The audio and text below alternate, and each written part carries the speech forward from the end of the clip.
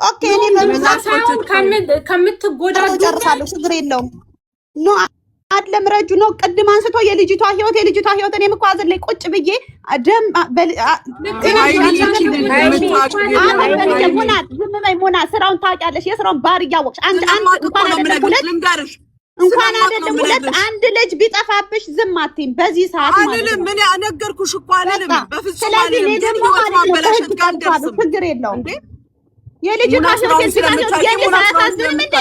እኔ ያለሁበት ሁኔታ አያሳዝንም እንዴ? አቋን ስጫታልን እኮ እኔ በበኩሌ አቋን ስጫታልን እንደዛ አይደለም። ህግ ጋር ብትወጂም እኮ እንትን ይጠይቅሻል። ሃይሜ ማስረጃ ይጠይቅሻል። ማስረጃ አለሽ ሃይሜ? ዝም አልልም፣ በፍጹም ዝም አልልም። እኔ እንኳን 15000 ተሰርቄ አይደለም ነገርኩሽ እኮ አንድ ድርሃም ብትነካ ማንንም አልለቅም። መጀመሪያ ሄጅ ማስይዘው እትየውን ነው ዋሶና የመጣችው።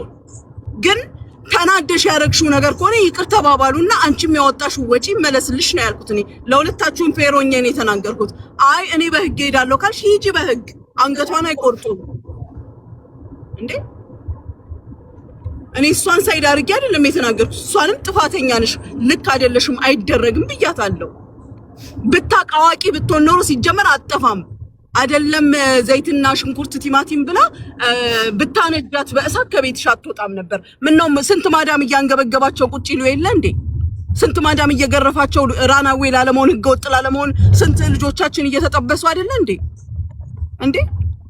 እኔ ልንገርሽ ሃይሚ በብር በጣም ባለጌ ሴት ነኝ። ለዛም ነው ብር ያለኝ። እሺ የኔ ብር እንድቻትነካም የነብር እቃ ማለት ናት የኔ ብር።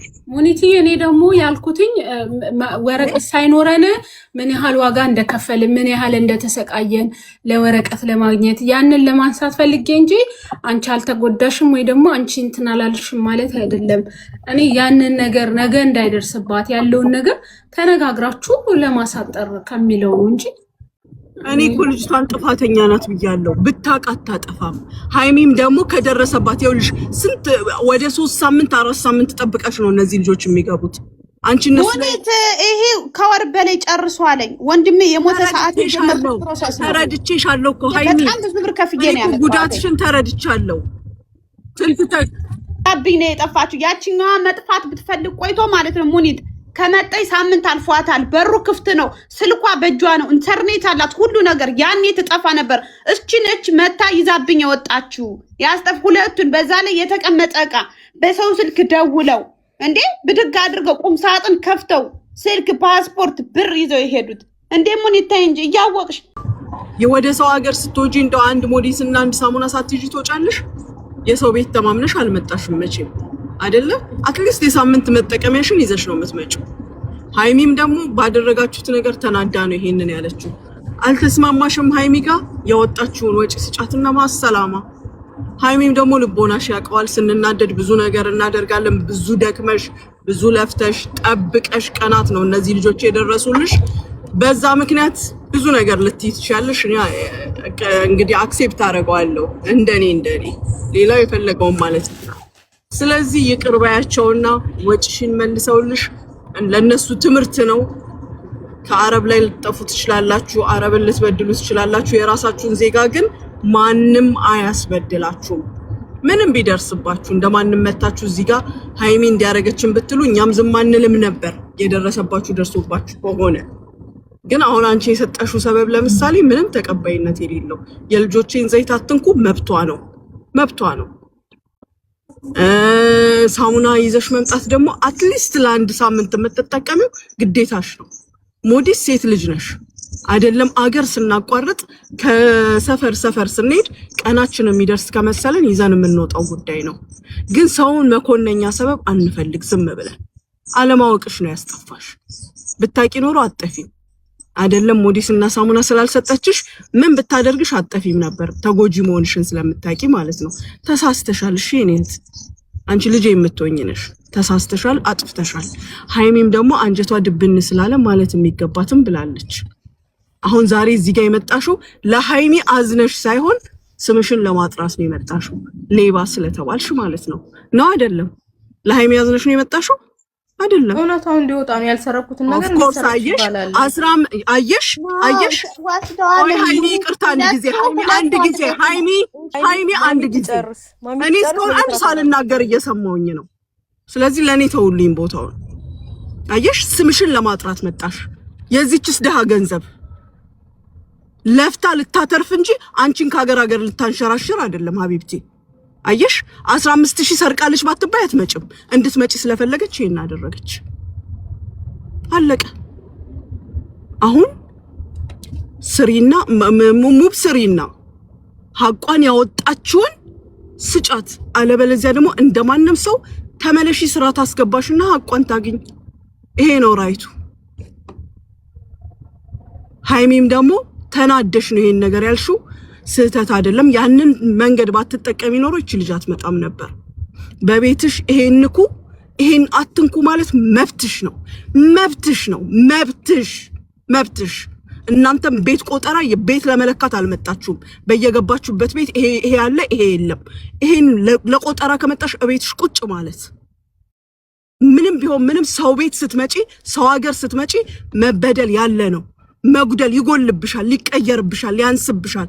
ይሄንን ደግሞ አምነሽ መምጣት የራስሽ ፋንታ ነው። ስለዚህ ይቅር ተባብላችሁ ያ ተመለሽና ስራ ታስገባሽ፣ ያ ሐቋን ስጫት። ሰርቼ እሰጣለሁ የለም፣ ሰርቼ እሰጣለሁ ብሎ ነገር የለም። አንቺ እስክትሰሪ እሷ የሚጎልባት ምንም ሰበብ የለም። በዚህ ተስማማላችሁ? ተስማሙ። የጠፋችው ልጅ የተገኘችው አንድ ነው፣ ሁለቱም ተገኝተዋል። አንዷ ብቻ ናት የተገኘችው፣ እቺ ብቻ ናት። ካላስ አንቺ ግዴታሽን ተወጪና ራስሽን አውጪ። እንደተባለው ከሆነ እህት ያላት ናት አይደለች? እህትሽ ታግዝሽ። እህት አናግራት። ከላይ ያለችው ፍሬ ናት። ፍሬ እህትሽ ባለማወቅ ይሄንን አድርጋለች። መቼም እያወቀች አማክራሽ ቢሆን ራሱ አንቺ ጥፊት ያታለሽ ብዬ አላምንም እኔ በፍጹም። ከሷ 1 አመት እንኳን ብትቀድሚ 6 ወር እንኳን ብትቀድሚ እህትሽን ጥፊ ብለሽ እንደማትመክሪያት አምናለሁ። ተሳስታለች። ሰው መክሯት ሊሆን ይችላል፣ አለማወቅም ነው። አንቺ አሁን ያወጣችላትን ወጪ ክፈይላትና ወደምትሄድበት ወስደሽ ለቢሮ አስረክቢያት፣ ወይ ራስሽም የምታውቂው ስራ ካለ አስገቢያት። ሃይሚም ደግሞ እንዲህ ተደረኩ ስትል አየሽ አንቺም የእህቴን ስም ላጥራ ብለሽ እህትሽም ቢሆን ደግሞ ስሜን ላጥራ ብላ እዚህ ጋር ተገኘች እንጂ ጠላትነት አይደለም። እህትሽም ደግሞ ሃይሚን ለመጉዳት ሳይሆን የምትጠቀም ሌላ አዲስ ነገር ያለ መስሏት ነው ይሄንን ያደረገችው። ጉዳት ነው የምትጎዳው። መጥፋት ማለት በአሁን ሰዓት የመሀይም ስራ ነው። የመሀይም ስራ ማንም አይጠቀምም። የጠፉት መግቢያ ቦታ አጥተው ነው ብዙ ነገር እያሉ ያሉት። ስለዚህ አንቺ ምን አድርጊ? መልሺ ሐቋን ማለት ወጪዋን። እሷም ደግሞ ካንስሌሽንሽንና ፓስፖርትሽን ትስጥሽ። ተለያዩ። አለቀ። ተርቼ ልስጥ ብሎ ነገር አውሪ። ሃይሚ ግን ብልአቅል እናውራ።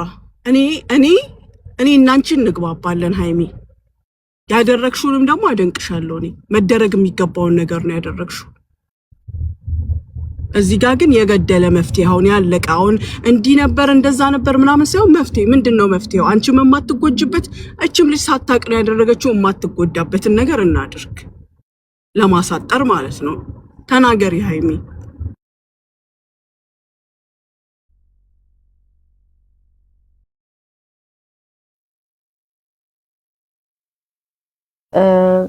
ማሚ ያለችው ነገር አሪፍ ነው። ፍሬ እህትየው ሰምተሻል አይደል? ማሚ ያለችውን እየሰማሁ ነው። ስለዚህ እማ በቃ እንዳለችሽ ማሚ እግዚአብሔርን ጥሩ አሪፍ እንትን የሰጠችሽ። እኔ ማሚ ምን እንደምልሽ አላቅም፣ ቃላት ያንሰኛል። እግዚአብሔር እሺ ካንስሌሽን ትስጣት። ሴትዮ ትወስዳታለች። ብር ከፍላ ካንስሌሽን ትስጣትና ሴትዮ ትወስዳታለች። እኛ እናደርገዋለን። ይሄንን ይኸውልሽ በመሀልኛ እንሆንና እጅ በእጅ ካንስሌሽን በካሽ እሺ። እዚህ ጋር ገለታችሁ የምትጽፉት አሁን እናንተ አስታራቂ ናችሁ፣ አዋቂ ናችሁ፣ ምን አድራጊ ናችሁ? ነግበኔ በል ነገ በተለያየ ስራ ነው። ለነሱም ጥሩ አይደለም። ልንገርሽ የሰው ልብ ሲያዝንባችሁ መጥፎ ነው። ለምን መጥፎ ነገር መጥፎ ቃል ለምን ካፍ ይወጣል?